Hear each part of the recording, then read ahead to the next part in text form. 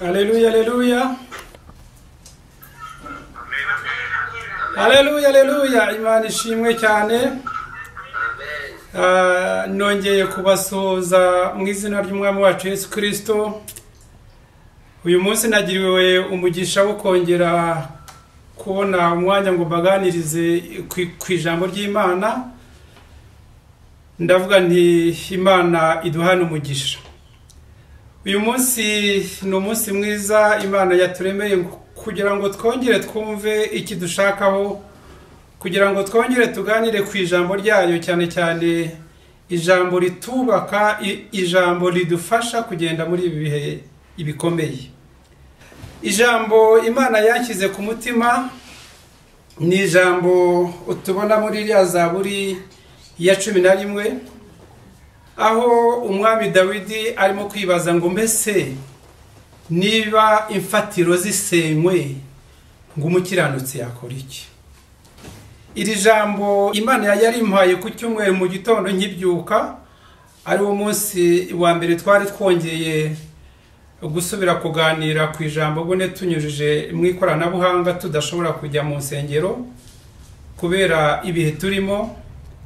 Irima mu gitondo nkibyuka numva ijambo ririmo ijwi rirambaza ngo ariko se ngo niba imfatiro zisenywe umukiranutsi yagira ati, yakora iki? Nyuma y'amateraniro twakoze navuganye na mwene data Kanoni Kayitaba Michel, ariko musaba ibindi bintu bwene twagombaga kuvugana. Imana yongera kuntangaza cyane, turangije kuvuga ibyo ngibyo niwe wambwiye atari ko se gahunda zimeze gute ko twongera akubukenera kugira ngo uganirize abantu b'Imana, ubwoko bw'Imana ijambo. Niho namubwiye nti ijambo ariko Imana yarimpaye muri iki gitondo. Ijambo rero tuganiraho turimo turibaza se ngo niba imfatiro zishenywe, haleluya, niba imfatiro zishenywe umukiranutsi yakora iki? Twasomye amagambo meza cyane, aho twanahereye kuri iriya Zaburi nayo itubwira umwami Dawidi ari nawe wabanje kwibaza icyo kibazo.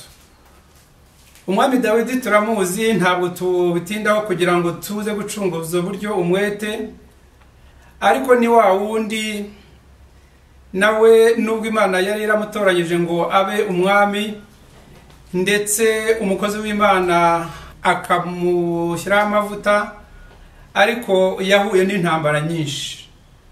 Intambara za mbere yahuye ni ibintu byumvikana. Umwami Sawuli amarije kumenya yuko hari undi mwami w'imitwe ariwe Dawidi, yaramurwanyije cyane ashaka kumwica, ariko Imana iramurinda. Indi ntambara ya kabiri umwami Dawidi yarwanye ni intambara navuga bone yo mu rugo rwe. Umuhungu yibyariye Absalom amarije gukura, nawe yaravuze ati ariko se kuki tutakora kudeta? Burya ijambo ryitwa kudeta ngira ngo ryabayeho kuva kera. Icyo gihe kera Absalom nawe aravuga ati ariko se ko ndeba data ameze neza, kuki njyewe ntamera neza, ahubwo bwene nkamusimbura?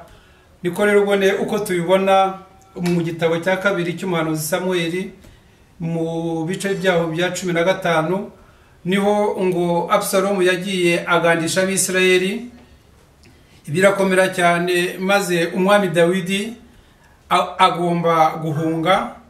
Ariko nyuma Imana ibigenza neza cyane, tuza kubona yuko ikipe cyangwa se ingabo za Dawidi zaje kurwana n'iz'Abisirayeli.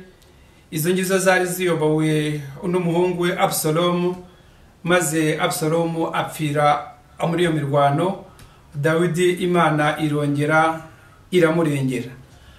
Niko rero ubone yanditse ino Zaburi yibaza atari ko se ko ndeba bikomeye ngo iyo imfatiro zasenywe ngo umukiranutsi yakora iki? Ayo ngayo ni amagambo akomeye buriya tuza no kwibaza, ndetse no muri ino minsi noneho ibisubizo turaza kubona muri ibira bice twasomewe duhereye kuri kiriya tuvuga ngo ni igitabo cya kabiri cy'ibyo ku ngoma igice cya 7 duhereye ku murongo wa 12 ukamanuka hasi.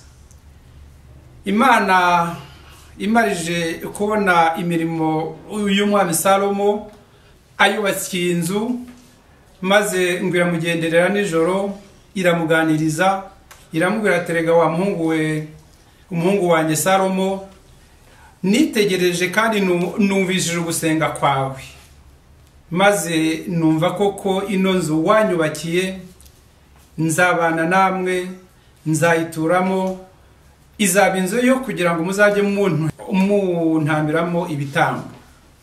Ariko irongera iramubwira iti imuha icyo nakwita amabwiriza yuko bazabana. Iramubwira iti ariko ibyo byose ndabakunda, ariko hari igihe mba nkeneye kubagerageza kugira ngo numve koko bone ko ubwoko bw'Abisirayeli ko bukinyibuka. Maze niho yamubwiye ngo igihe nzaza nkafunga ijuru imvura ntigwe, cyangwa se nkavuga ngategeka inzige uzigatera igihugu, cyangwa se ngatera umugiga igihugu ikaza, ati icyo gihe bizagenda gute? Iramubwira iti dore uko bizagenda kandi dore uko nifuza uko bizagenda. Iramubwira ati icyo gihe nzaba namanutse kubagerageza nk'ubwoko bwanjye, nshaka kumva yuko bone mu kintekereza nk'Imana yanyu. Ati abitiriwe izina ryanjye. Ibaha ibintu bitatu bikomeye nshaka yuko bone tuza kuganiraho. Iramubwira ngo maze abantu bitiriwe izina ryanjye nibicisha bugufi bagasenga, ngo bagashaka mu maso hanjye, kandi ngo bakareka ingeso zabo mbi, ngo bakangarukira, ngo nanjye nzabumva maze mbakirize igihugu. Iyo yari kondisiyo cyangwa se yari ikintu bagomba gukurikiza kugira ngo Imana igume ibane nabo. Maze kandi irakomeza hepfo irababwira ku murongo wa 19 ngo ariko nimuteshuka mukareka amateka n'amategeko nabashyize imbere, mukagenda mugakorera izindi mana mukaziramenya, ngo nanjye ngo nzabakura muri iki gihugu mbahaye. Ni ibintu bibiri. Irimo irababwira ibyiza, irimo irababwira ngo nimubana nanjye, cyane cyane irimo iributsa ngo babandi bitiriwe izina ryanjye. Aho n'abatambyi, abo ngabo ni babakiranutsi twibaza ngo mbese iyo imfatizo zasenyutse ngo umukiranutsi yakora iki? Imana yateje inzige, ngira ngo twarazibonye, twanagize Imana bonye ntizageze muri kino gihugu. Imana yateze inzige ibintu biba byakomeye, hari imfatiro zisenyuka. Imana yateje umugiga cyangwa se n'ibindi byorezo, hari imfatiro zisenyuka. Noneho umwami Dawidi abibonye akibaza ati se iyo bigenze gutyo umukiranutsi yakora iki? Imana rero yarabwiye ngo iyo bigenze gutyo hari ikiraka cyangwa se hari umurimo nshaka yuko abitiriwe izina ryanjye bakora, kugira ngo mbumve ndi mu ijuru maze manuke mbakirize igihugu. Kandi ikanabihanangiriza ngo ariko nimutabikora, ngo ariko nimuteshuka amateka n'amategeko imbashyira imbere uyu munsi, ngo mukagenda mugakorera izindi mana mukaziramya, ngo nanjye nzabarandura mbakure mu gihugu cyanjye mbahaye. Ati ndetse n'iyo nzu y'urusengero nari nishimiye nababwiye ko nzabana namwe, ahubwo nayo nzayisenya, nzahindura umusaka. Iryo ni ijambo Imana yabwiye umugaragu wayo Salomo ariko iyo ukomeje hari n'irindi twasomewe naryo navuga ngo riduha igisubizo kandi riduha ibyiringiro. Ijambo ry'Imana turimo turaganira turabibaza ngo ariko se iyi mfatiro zasenyutse ngo umukiranutsi yakora iki? Wa mukiranutsi nababwiye ngo niba abatambyi, niba abaririmbyi, ni mwebwe turi kumwe kuri uno murongo twavuze ngo ariko uko bigenda kose, ngo uko bigenda kose hari ibanga twamenye, hari Imana twamenye. Pawulo yandikira Timoteyo, umwana yabyaje ubutumwa, yarabwiye atariko ibyo ngibyo byose ni ukuzajya wirinda impaka, kuko hari abavuga bati nta Mana iriho, abandi bakavuga bati umuzuko wararangiye, abandi bakavuga byinshi, ariko yamubwiye ibanga tugomba kugenderaho natwe, cyane cyane iyo twibaza ngo iyi mfatiro zisenyutse ngo umukiranutsi yakora iki. Yaramubwiye ngo nyamara urufatiro rukomeye rw'Imana ruracyahagaze, ngo nyamara urufatiro rukomeye rw'Imana ruracyahagaze. Imfatiro zasenyuka, imfatiro ibya bindi byose twiringira byasenyuka, ariko hari Imana yashyizeho urufatiro rukomeye, urufatiro rw'Imana, kandi rwo ruracyahagaze. Niyo mpamvu nshimira Imana yagiye iduha uturirimbo twiza. Umuririmbyi ati nikomeze ku rutare n'awahandi n'umusenyi, n'awahandi hose n'umusenyi. Urufatiro cyariho bene data, kandi ngo kuri urwo rufatiro handitseho ibintu bibiri. Icya mbere ngo Uwiteka azabe. Ndabahamiriza yuko mwese mwafashe umwanya wanyu kandi Imana ishimwe cyane, mukareka bya bindi twari kujyamo, mukareka bya bindi twari gutekereza, tukajya kuri uno murongo. Imana irabazi, Imana irabazi, Imana ibafite mu kiganza cyayo, ngo yabashyize mu biganza byayo, irabazi, ngo yabaciye imanzi mu biganza kandi ibitayeho. Ikindi dusabwa, ijambo riratubwira ngo kandi ngo handitseho ngo uvuga izina ry'Uwiteka ngo ave mu bidatunganye. Haleluya, Imana ishimwe cyane. Aya ngayo na magambo twasomewe, kandi nshaka ko tuganiraho bone ku buryo bwimbitse twihuse, ntabwo dutinda cyane, ariko na magambo tubona agomba kuza cyane cyane kudufasha muri bino bihe turimo, aho tubona ibintu bitoroshye, aho tubona covid yaduhereje mu rugo, aho tubona intambara zabaye nyinshi. Aho ngaho bone turibaza se, umuntu yakwibaza se ko tubona imfatiro zasenyutse, none se natwe babandi Imana yamenye, natwe babandi Imana yirongeye tubivemo, uducanga nyine twigendere natwe dusubire inyuma? Oya, ijambo riratubwiye ngo nyamara urufatiro rukomeye rw'Imana ruracyariho kandi Imana iratuza. Umuntu rero bone yabanza kwibaza se, muri iki gihe twakwibaza ngo izo mfatiro zasenyuka nizihe? Umuntu yakwibaza se ko tubona bigenda, ariko se bone izo mfatiro nizihe? Hari imfatiro nyinshi, hari ibintu byinshi hano hanze akenshi dukunda kwikigikirizaho, kandi ni ibintu byiza cyane, si bibi, ariko ukuri nuko zijya zisenyuka.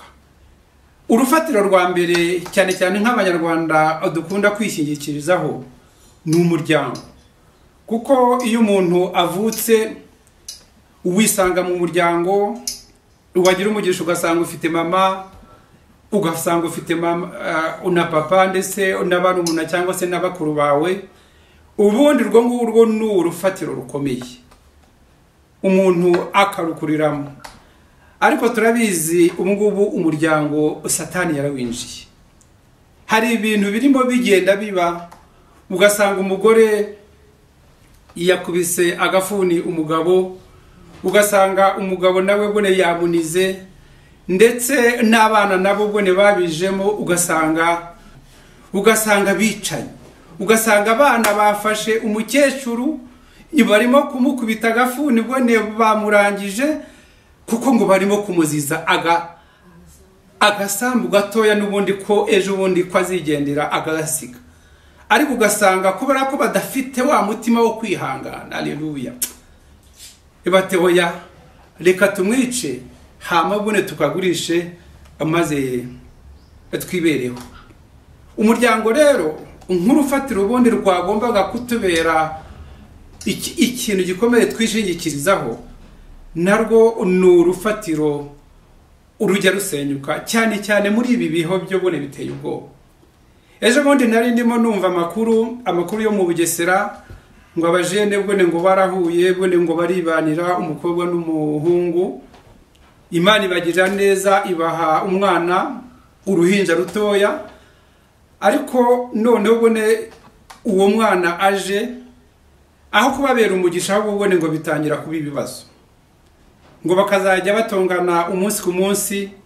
Ariko nimutekereze nimwumve amahano, noneho wa mugabo n'umugore babajene babiri bone bagize Imana bakabona umwana, ngo bafata umwanya ibaratekereza bati reka runo rihinja reka turwice turushyire mu rufunzo maze dutandukane twongere twisubirire mu buseribateri.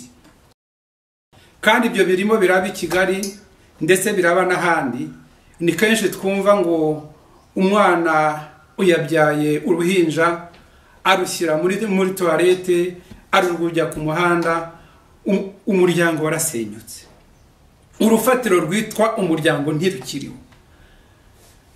Tukibaza ngo iyo byagenze gutyo umukiranutsi abigenza gute, akora iki? Urundi rufatiro narwo urujya rudufasha aho tukarwishingikirizaho, kandi narwo si bubi, ni ubutunzi. Ubutunzi bushobora kuba ari amafaranga, bishobora kuba ari amashuri, bishobora kuba ari ibintu byinshi ubundi byagombaga kudufasha mu buzima bwacu. Ariko nabyo umwanditsi w'imigani yabyanditse neza, aterega ubutunzi ngo hari igihe bwitera amababa ngo bukaguruka. Icyo tukibona mu gitabo cy'imigani igice cya 23 umurongo wa 5, ngo ubutunzi ntibuzabura kwitera amababa. Kandi ni koko ubutunzi iyo twabwishingikirijeho, ubutunzi iyo twabukoresheje nabi, hari igihe ko kubona bwagurutse bukagenda uko bwaje. Hari n'ikindi kintu cyane cyane reka nibwirire urubyiruko, dukunda umubiri wacu. Buri muntu wese abashaka gusa neza. Dore nanjye handi ibambwiye ngo nzavuga ijambo maze nshaka ka cravate, nshaka agashati keza ndambara, koko hari umubiri ndashaka gusa neza. Ariko hari ikibazo, uno mubiri wacu Yesaya gwena yarawitegereje mu gice cya 40, nyiravuga ati rega burya abantu cyangwa se abantu tumeze nk'ubwatsi. Iyo impeshyi yaje, iyo izuba ryaje, ubwatsi buruma. Ariko noneho iyo urebye cyane cyane mbwira abajene, cyane cyane iyo bari muri ya wellness, bo ngo bameze nk'uburabyo. Uburabyo ni bwa bundi bone mu gitondo buba bwaje, ariko ku mugoroba ugasanga bwumye. Ibyo nabyo tuyibona mu gitabo cy'umuhanuzi Yesaya igice cya 40 umurongo wa 6 n'uwa 7. Ibyo nabyo ubuzima ubwiza ni rwa rufatiro tujya twishingikirizaho, ariko ese iyo rusenyutse umukiranutsi yakora iki? Hari n'izimfatiro nyinshi, hari icyubahiro, umuntu akumva arakomeye, akumva nyine bimeze neza, ariko si ibyo byose iyo byashize umukiranutsi yakora iki? Turimo turibaza ngo se iyo bigenze gutyo, ngo iyo imfatiro zasenywe umukiranutsi yakora iki? reka mbabwire urugero twagombaga gukurikiza cyane iyo ugiye mu ijambo ry'Imana. Umugabo witwa Yobu twese twasomye inkuru ze, ngo ari umukiranutsi cyane, ngo ndetse n'Imana ikamutangira ubuhamya, ngo ari afite umutungo, yari afite n'umuryango, ngo yari afite abana 10, abahungu 7 ndetse n'abakobwa 3, ngo yari afite ubutunzi bwinshi cyane. Ariko igihe cyarageze kandi Imana ibyemeye, maze bya bindi byose, za mfatizo zose za Yobu zirashira, umuryango urashira, abana be barapfa bose, cyane cyane noneho n'umugore we aramurambirwa, umubiri uramurya, arwara, simbizi niba nabyita ibisebe, aratonyuka, amera nabi. Noneho ngo umugore amubonye aramubwira ati ariko se wowe, ati mugabo wanjye nkunda, ati mbese n'ubu ngubu uracyakomeje gukiranuka kwawe? Atereka mugira inama, twarabanye, naragukunze, ukimeze neza, ariko ngubu sinkigukunze. Ati ahubwo ndakugira inama ngo ihakane Imana yawe maze wipfire. Urufatiro rw'umuryango kwa Yobu, urufatiro rw'umuryango rwaramugerageje cyane, abana barapfuye, umudamu we bone wagombaga bone kumuba hafi, kwa kundi tuva ngo nzagukunda mu bibi no mu byiza, reka da ngubu nabonye ngira ngo no kuzahindura indahiro. Pastor ngira ngo hari cyangwa se Steven nawe aranyumva nuko uzahindura indahiro, bone nguva uzahindura ngo nzagukunda gusa mu byiza. Kuko hari umukobwa bone wagiye gusezerana aravuga ati akwese ava nzagukunda, atariko nunci inyuma, ngewe nzaguca inyuma kenshi.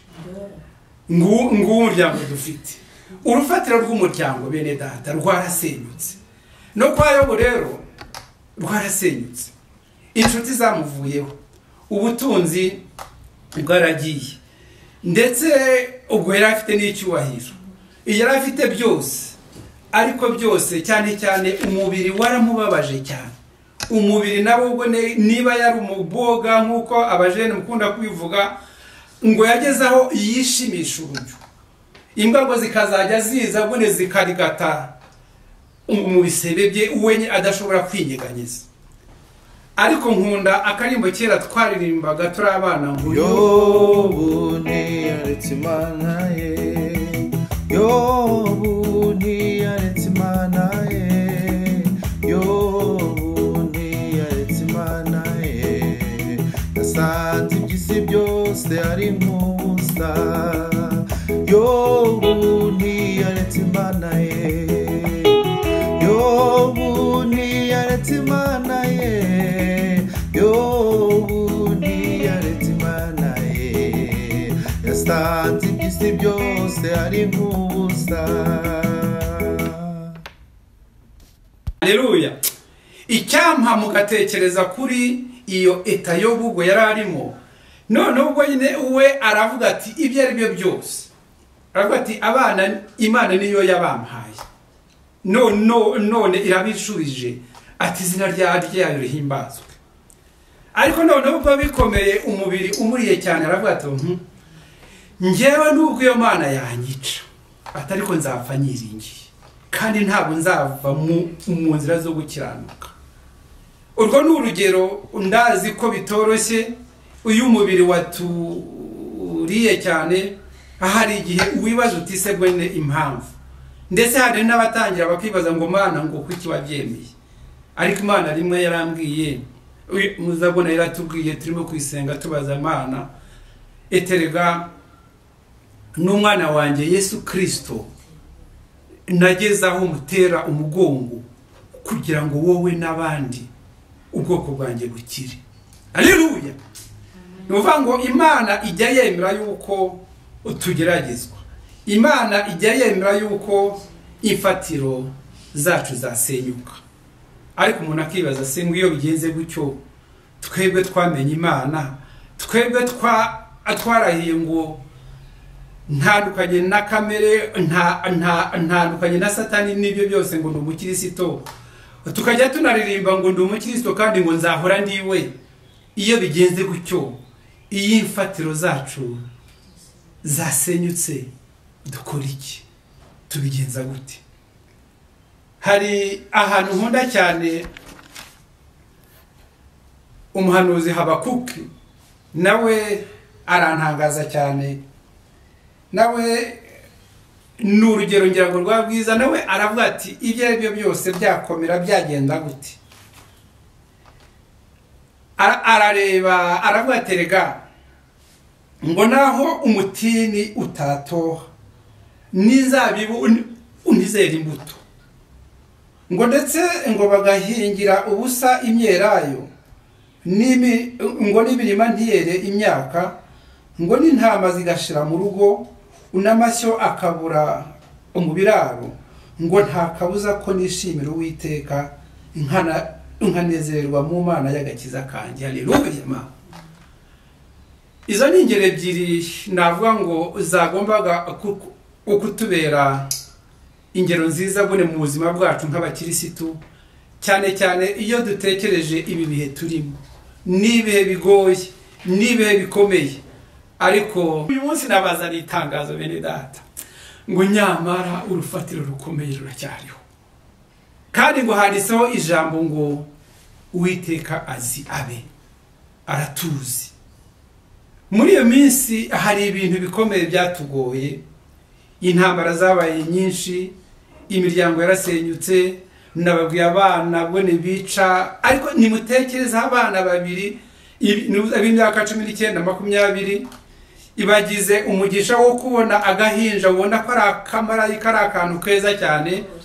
Ibakaba ngo ibi bintu ariko ntabwo ari byo, ngo turashaka ko ngo reka tugahwanye tukavaneho, none bone tukice, none bone twongere twisubirire mu busiribateri, twongere tujye gushayisha, twongere tujye gushakisha hirya no hino. Ibintu birakomeye Uwiteka Mana Data, ibintu birakomeye.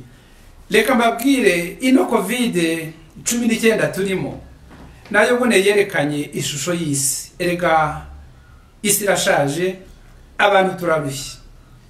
Iyo wumvishije n'ubwa mbere, dore ndakuze imyaka ni myinshi, ariko n'ubwa mbere numvishije indege zo ku isi zose zidashobora kuguruka, nta sasu ryakoze, nta gisasu ukirimbuzi cyarashwe, nta n'icyo ushobora kuvuga ngo hari akantu wenda ngo ni inyoni wenda yagurutse, akantu n'ubu ngubu abahanga batari basobanukirwa. COVID-19 icyorezo mune cyaje kigahungabanya isi, igihereye ku bihugu bikomeye. Nyuma twaravuga ngo ariko muri Afrika ngo kubera ko hari ubushyuhe ngo ntabwo kizahagera. Ariko nimurebe ibyo irimo dukurira mu gihugu cyacu. Icyagaragaye rero, hari ikintu cyitwa ubusambo. Bya bihugu bikomeye ngo byaguze inkingo zikuba nk'inshuro 5 umubare w'abaturage babo. Nuvuga ngo niba igihugu runaka gifite abaturage miliyoni, aribo kigomba gukingira, cyaguraga nka miliyoni 5, ngo hari n'icyaguze nka miliyoni 9, kandi bafite miliyoni 1 gusa. Iki kintu ni ikintu cy'ubusambu, ni ikintu cyerekana aho isi igeze. Turavuga ngo gufatikanya iki byose, oya, isi irashaje bene data. Imfatiro z'isi zarasenyutse, none umuntu akibaza se ngo byagenda gute? Covid rero nayo iraje, ibanje kwitwa COVID-19, nyuma haza ngo ubundi bwoko bwitwa alpha, haza beta, haza delta. Hibaza nimutekereze bene data, ako kantu bavuga ngo karimo karihinduranya kandi batakabona batazi naho kari. Una kantu se gafite ubwenge kabuza kavuga ngo aba scientifique cyangwa se abyabwenge nibamenye no nerekana ihinduranye. Ikintu kigaragara ibene data nuko hanze hano imfatiro bya bindi byose twishingikirizagaho byarasenyuze. ariko ikigaragara twabonye ni uko hari imana ifite mu biganza byayo ubuzima bwa buri wese. Covid yishe abaperezida ntiwabara, yishe abacuruzi, abakiri, yishe mu miryango, yishe abatoya ndetse n'abakuru, kubera ko ahari ibyo dukora byose hari imana iri hejuru ya byose. Kandi iyo yaturebye ikamanuka ngo ikitegereza ab'isi, isanga harimo ikibazo cyane. Iyo yarebye isi igasangamo izo ntambara zitagira impamvu, igasangamo ubwo bujura, igasangamo ubwo busambanyi, igasangamo ubutinganyi. Ariko nimutekereze bene data, oya umugabo akagenda akihererana n'umugabo, umugore nawe ati natanzwe akagenda akihererana n'umugore, cyangwa se umusaza akagenda agafata umwana mutoya abyaye. Ibyo bintu byarakaje Imana iravuga iti oya ndabirambiwe. Maze niho ibwira Salomo ngo ariko se igihe nzasuka inziki, cyangwa se nkareka mugiga, reka tuvuye, cyangwa se nkareka COVID-19 ikazi gatera isi, ngo abakiranutsi banjye babandi bitira izina ryanjye ndabashaka hiki. Uyu munsi ndagira ngo mbahamagarire bene data, ibyo bintu ubyadusohoreyeho. Amagambo yabwirwaga umwami Salomo kiriya gihe, ahari nono yamugiga bavugaga kera, ubu ngubu twayifata nka COVID-19. Kandi nimureke mbabwire, simbizi turavuga ngo ubu ngubu yabaye Delta, ariko se kuki tutakwibaza niba ari ikindi cyorezo? Niba umuzungu yayobewe ibyo ari byo akabyita COVID-19, ubundi akabyita Alpha, ubundi akabyita Beta, ubu ngubu kikaba kigeze kuri Delta, ejo ubundi hazaza n'ikindi akite Omega. Ariko ze yari yakibona, arakizi. Ndagira ngo umuti n'umwe, iyo imfatiro uzisenyutse, hari itangazo nabazaniye bene data. Timoteyo, Paulo yaramwandikiye ngo nyamara ngo urufatiro rukomeye rw'Imana ruracyahagaze. Nimureke dusubire ku ijambo ry'Imana, twongere tugarukire umuremyi wa byose,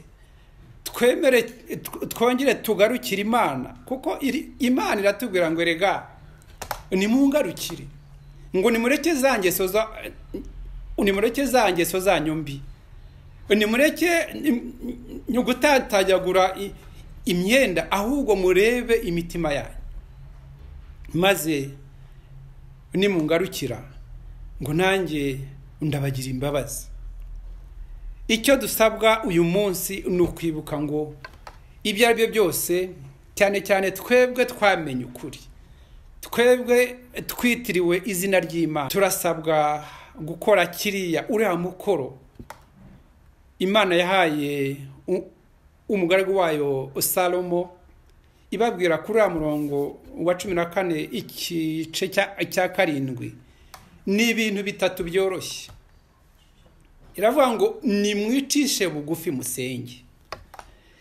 Natwe kera twajyaga tuvaye ko se nuzanye iyo wicaye ukavuga amagambo ugasenga, ibyo bintu ni ibiki? Ariko ndashima Imana kandi ndahamanya n'umwuka wera Imana yampaye yuko amasengesho y'abera azamuka ngo akagera ku Mana agakomanga. Nizo mpamvu umukoro wa mbere tugomba gukora uyu munsi ndetse no muri ibihe byije no kwicisha bugufi. Abakirisitu tukicisha bugufi, abamenye Imana tukicisha bugufi. Ariko Imana iratubwira ngo nimwicisha bugufi, tugasenga, ngo tugashaka mu maso hayo, ngo tukagarukira Imana, ngo tukareka ingeso zayo mbi. Nta kabuza ngo Imana izatwumva iri mu ijuru, idukirize igihugu, ikize isi yose. Uwo ni wo murimo, kuko itangazo rirahari, za mfatiro zose zasenyuka, ariko ndababwira ngo hari urufatiro rukomeye. Umuririmbyi yaririmbye ngo iyo ngoswe n'umwijima, ngo iyo ngoswe n'umwijima. Ni indirimbo reka nacyo tukiririmbe kiriya gice cya kabiri ndakibabaririmbira ngo iyo ngoswe n'umwijima ntiringira ubwo buntu bwe, mu byago no mu makuba ntagira ubwanzibukira, nikomeze ku rutare n'abahandi n'umusenyi, n'abahandi hose n'umusenyi.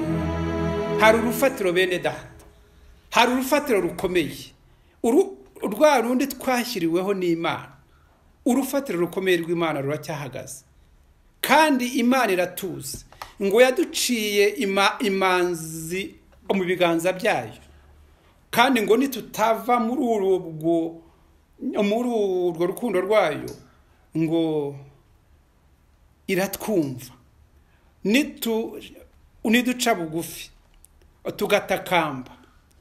Yeremiya yayivuze neza cyane ngo nimuntabaze ndabatabara, ngo mbereke ibikomeye ngo biri imbere mutamenya.